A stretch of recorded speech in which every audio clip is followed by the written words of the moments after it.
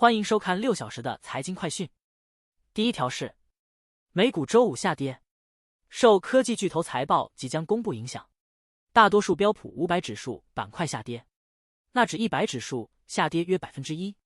尽管投资者减少了对科技股的配置，但小盘股上涨超过 1.5%。下周科技股巨头财报将公布，其表现对股市走势至关重要。下一条，日本制铁聘请美国前国务卿蓬佩奥，协助其完成收购美国钢铁公司的交易。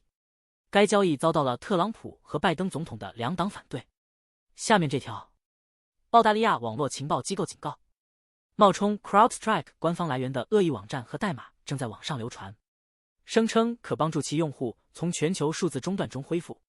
接下来 CrowdStrike 的网络安全软件更新错误，导致全球客户端电脑系统崩溃。更新包含有缺陷的代码，导致使用微软 Windows 系统的公司出现广泛技术故障。接下来，美国计划使用日本工厂增加爱国者导弹产量，但因波音公司制造的关键部件短缺而推迟。日本希望将产量从目前的30枚左右增加到60枚，但需要波音公司提供额外的寻得头以提高产能。接下来，为给2024年总统选举铺垫， Twitch 恢复了前总统特朗普被封禁的账号。此前，特朗普团队曾用其频道直播竞选活动，其他如 Twitter、Facebook、YouTube 也曾封禁他的账号，如今部分已解除。Twitch 虽解除封禁，但特朗普账号仍受社区准则约束。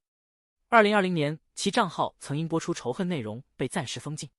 让我们关注，波音将未来20年新飞机交付预测上调 3%。至43975架，主要是由于客运需求强劲、航空竞争加剧以及最终淘汰旧飞机。让我们关注，联合国安理会一致通过决议，简化制裁名单移除程序，建立工作组提高制裁效力。美国强调制裁需针对性，支持在适当情况下解除制裁，但反对过早解除会威胁和平安全的制裁。下一条，2024年共和党全国代表大会并未给密尔沃基带来预期的经济提振，反而因封锁措施阻碍了城市的商业活动，导致小企业销售额大幅下降。下面这条，熊市投资者马克·斯皮茨纳格尔预测，股市可能将很快在抛售中损失1半以上价值。他说，受政府34万亿美元债务推动，经济衰退可能在今年年底发生。他的基金 Universa Investments 曾从过去的股市危机中获利数十亿美元。下一条，英特尔股价在周五表现积极，得益于美国芯片法案。尽管一些竞争对手损失惨重，但英特尔继续保持着在处理器和云业务方面的优势。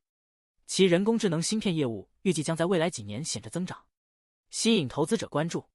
尽管估值较高，但英特尔仍被视为一个相对有价值的选择。接下来这条，伯克希尔哈撒韦首席执行官沃伦·巴菲特凭借长期投资策略和专注投资少数顶级企业方式，取得了骄人的542万百分号收益率。目前，伯克希尔哈撒韦持有的5只不可阻挡股票，苹果、可口可乐、美国运通、Visa 和雪佛龙占其投资资产的 75%， 充分体现了巴菲特集中投资的理念。下一条，NVIDIA 投资 Serve Robotics 370万美元，推高其股价飙升 241%。Serve Robotics 专注于最后1英里配送的自动驾驶配送车，目前估值约 2.75 亿美元。下面这条，特朗普在竞选演讲中承诺减税和降低通胀。他的经济政策包括一些传统的共和党政策，如低税收和低监管，但也有一些偏离传统，如贸易限制和不明确的财政政策。这些政策表明共和党正变得更加内向，减少对国际事务的干预。最后为您播报的是，区域银行公布季度业绩，预计今年净利息收入下降，因利率上升抑制贷款活动。区域银行为留住客户而增加存款成本。